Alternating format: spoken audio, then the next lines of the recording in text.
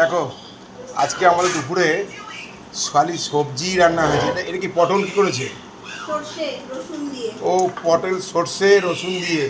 আর এখানে উচ্ছে, এটা উচ্ছে আলু কাঁচকলা দিয়ে সব মাখা। আচ্ছা। আর এখানে হচ্ছে এখানে হচ্ছে পোস্ত, পেঁয়াজ দিয়ে আলু পোস্ত।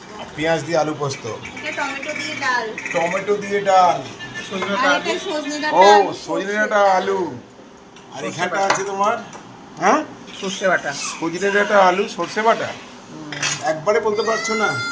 এখানে আছে ঢেঁড়স ভাজা, বেগুন ভাজা আর শশা কাটা, চাটনি। টক দই, চাটনি, সব মিলিয়ে একেবারে দুর্দান্ত রান্না। আজকের দিনটা প্রচুর রান্না। প্রচুর রান্না করে নিয়েছে আমার বৌমা। দেখাচ্ছি না বৌমাকে, কারণ দাম বেড়ে যাবে, ওই জন্য আর দেখাচ্ছি না। দাম বাড়াই আছে, হ্যাঁ দেখালে দাম দিতে হবে। দেখো খালি বাকি থাকলো কি বলতো, নিম বেগুনটা। নিম বেগুন হয়ে গেলে বিশাল ব্যাপার হয়ে যেত। ঠিক আছে বন্ধুরা, এবার খেতে বসবো, রাখছি। কিছুই তো গেল না।